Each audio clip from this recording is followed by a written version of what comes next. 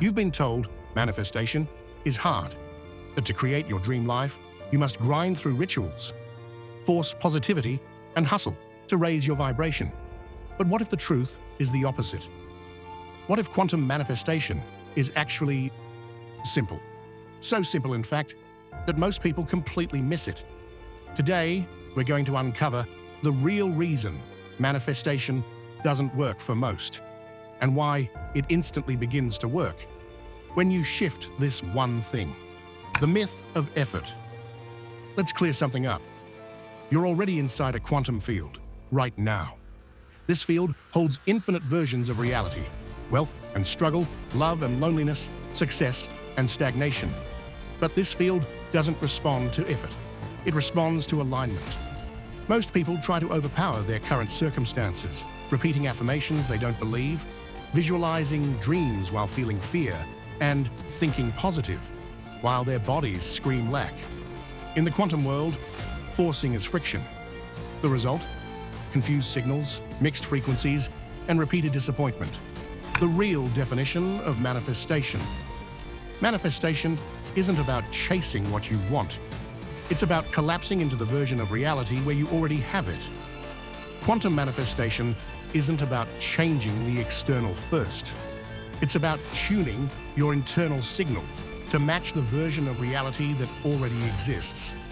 Every possibility already exists in the field, but your attention, emotion, and belief determine what becomes real.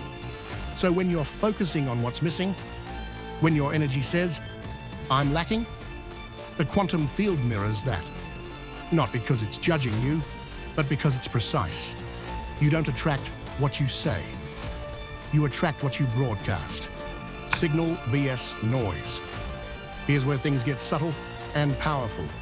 You might say, "I am abundant," but if your nervous system is bracing for bills, if your heart is tense, if your body is locked in survival mode, the field hears noise, not signal. Quantum manifestation begins when you stop trying to get and instead begin to be. I am already entangled with the life I desire. That's the frequency shift. When your inner world stops gripping, chasing, or doubting, the field begins to respond. Simplicity is disarming. Letting go feels unnatural. But this surrender is the very gateway to creation, what the field responds to. So what does the quantum field actually respond to? Not just your thoughts, not just your emotions, but to the coherence between them. Coherence is when your thoughts, feelings, and actions point in the same direction. It's a full system alignment. And that's where most teachings fail. They tell you to think positive without helping you regulate trauma, to visualize success without rewiring your subconscious fears, to affirm love while your nervous system is still preparing for rejection. Without coherence, the message to the field is scrambled. When coherence is present, the field responds clearly, and often, instantly. The observer effect and subconscious power. Here's a cornerstone of quantum physics. Particles remain in a state of possibility until observed. The moment focus is applied, the wave collapses into a physical reality. This is known as the observer effect. But here's what most miss. The observer isn't just your conscious mind. It's also your subconscious. So even if you consciously want wealth, if your subconscious is still rooted in fear or "I don't deserve this," the field reflects that deeper broadcast.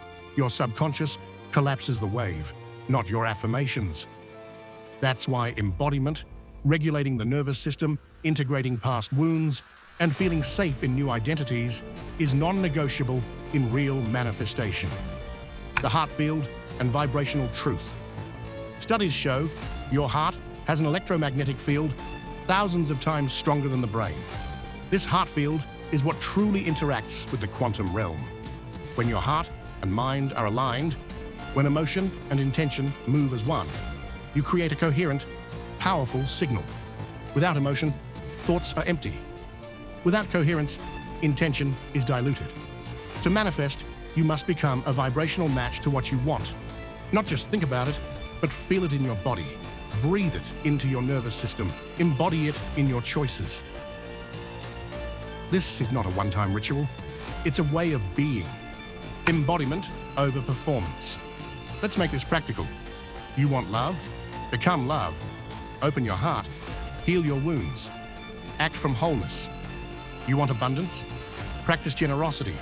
Feel abundance in your breath, your attention, your presence, even before your bank account reflects it.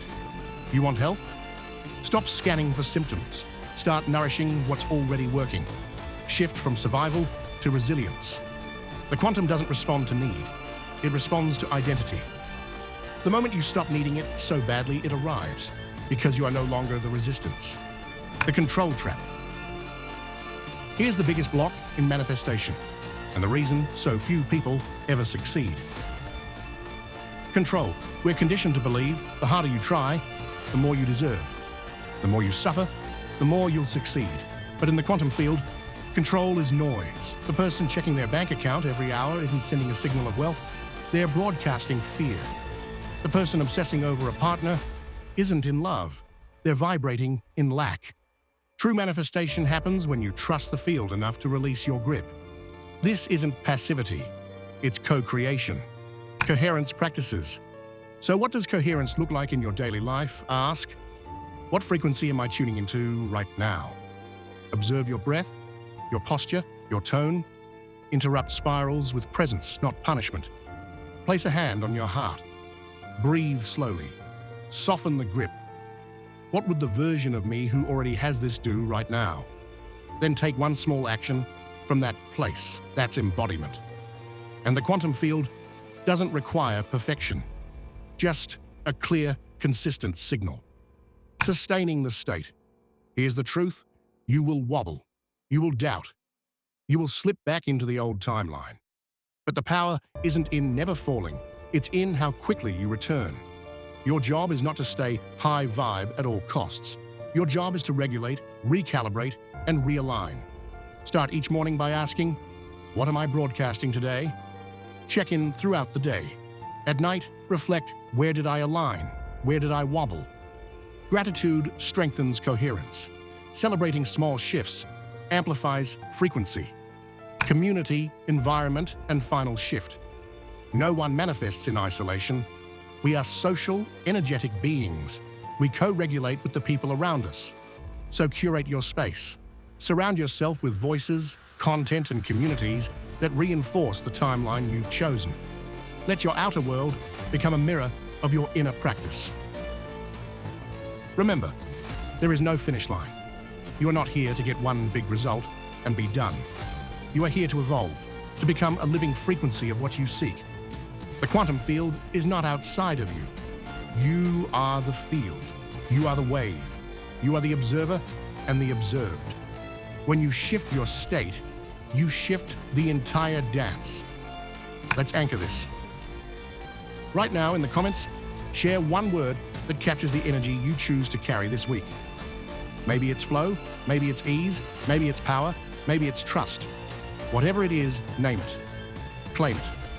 Let that word be your signal to the quantum field. And if something in this message lit up your soul, if you felt seen, remembered, or activated, subscribe, not just to this channel, but to a new level of being. This isn't a performance. This is a practice. Thank you for your presence. Thank you for your frequency. Thank you for being here. Let's keep walking this quantum path together.